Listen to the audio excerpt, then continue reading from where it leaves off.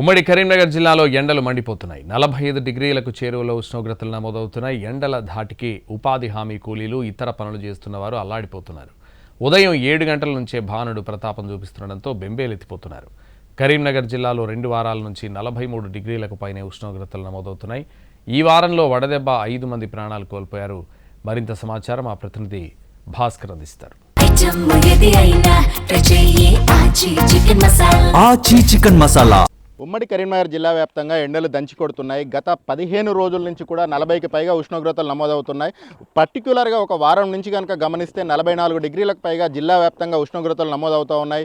ఒకవైపు ఈ బాణుడు తన ప్రతాపాన్ని చూపిస్తున్న నేపథ్యంలో అటు వరి కోతలు, తర్వాత ధాన్యం ఆరబెట్టడం, ఇటు ఉపాధి హామీ పనులు, ఇవి రెండు కూడా కీలకంగా జరుగుతూ ఉన్నాయి. మనం ప్రస్తుతం ఒక ఉపాధి హామీ పనులు జరుగుతున్న ప్రాంతంలో ఉన్నాం. ఇక్కడ కూలీలు పనిచేస్తూ ఉన్నారు. 8 గంటలకి ఎండలు దంచి కొడుతున్న సిచ్యువేషన్లో వాళ్ళతో మాట్లాడించే ప్రయత్నం చేద్దాం. బాబా, ఎన్ని గంటలకు వస్తున్నారు? 6 గంటలకు వస్తున్నాం. 6 గంటలకు వచ్చి మళ్ళీ అది 17 దాకుంటున్నాం. మధ్యలో ఎండ కొడితే నీడ కూతున్నాం, వస్తున్నాం, మళ్ళీ చెప్తున్నాం. అంటే మునుపట్లెక్క అవుతాయి పనులు ఈ ఎండ వల్ల? అవుతున్నాయి, మునుపట్లెక్క అవుతున్నాయి. అంటే ఎంతసేపటికి ఒకసారి ఆగుతున్నారు?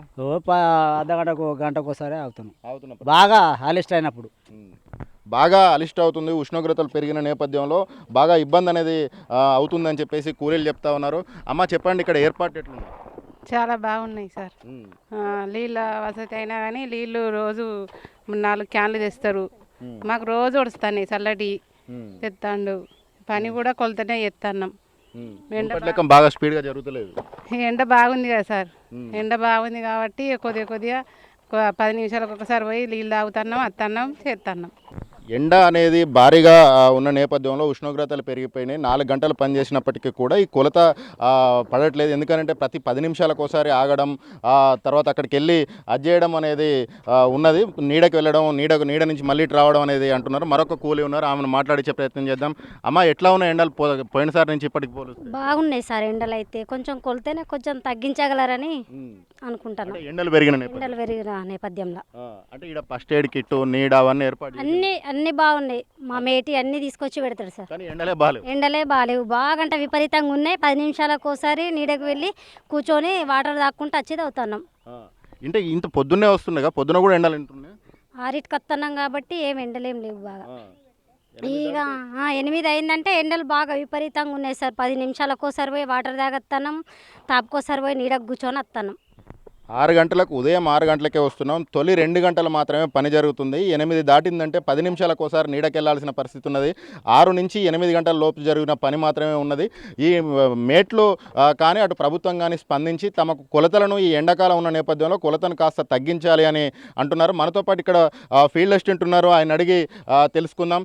బ్రదర్, చెప్పండి, ఏర్పాట్లు ఏమేం చేశారు ఇక్కడ? ఏర్పాట్లు బాగున్నాయి సార్. సర్పంచ్ గారు దీంట్లోనైనా ముందుకు స్పందించి వాటర్ కావచ్చు, మెడికల్ కిట్ కావచ్చు, పందిరి వేసుకున్నాం. ప్రతిదీ మా వంతు మేము చేస్తున్నాం. కాకపోతే ఎండ బాగుంటుంది. ఎండకు భరించలేక 6 గంటలకు వచ్చి 10 గంటల వరకు చేస్తున్నారు. కాకపోతే కొంచెం కొలత తగ్గించాలని వాళ్ళ కోరిక. అంటే ఫస్ట్ 2 గంటలే పని జరుగుతుంది కదా, 6 నుంచి 8 అంటున్నారు కదా.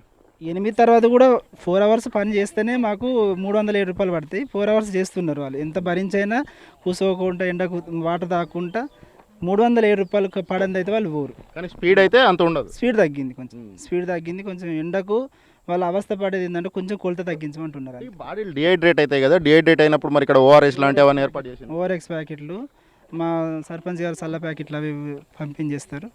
ఇక మా వంతు మేము చేస్తున్నాం, వాళ్ళ వంతు వాళ్ళు పని చేస్తున్నారు. కానీ ఎండకు భయపడి కొంచెం కూర్చోవడం, వాళ్ళకి ఏమైనా అయితే ఎట్లా అన్నది బాధ మాకుంది. కొంచెం ప్రభుత్వం కొంచెం కొలత తగ్గించాలన్నది ఒకటి మెయిన్. అంత జిల్లా వ్యాప్తంగా గత వారం రోజుల నుంచి ఒక 5 వడదెబ్బ మరణాలు కూడా సంభవించిన పరిస్థితి ఉన్నది. వడ గాలులు కూడా ఈ ఎండకు తోడు కావడంతో బాడీలు డిహైడ్రేట్ అవుతున్నాయి. వెంటనే ఇక్కడికి సంబంధించి ఉపాధి హామీ పనుల్లో ఈ నెల రోజులు అంటే మే నెలలో ఎండలు బాగా ఉన్న నేపథ్యంలో కొలతను కాస్త తగ్గించాలి అని చెప్పేసి ఇటు కూలీలు కానీ కోరుతున్న పరిస్థితి ఉన్నది. ఇక్కడ పని ప్రదేశాల్లో ఎన్ని ఏర్పాట్లు చేసినప్పటికీ ఎండను తట్టుకోవడం మాత్రం తమ వల్ల కావట్లేదని వాళ్ళు వాపోతున్నారు. కెమెరా పర్సన్ సంపత్తో కలిసి భాస్కర్, ఎన్టీవీ, కరీంనగర్ నుంచి.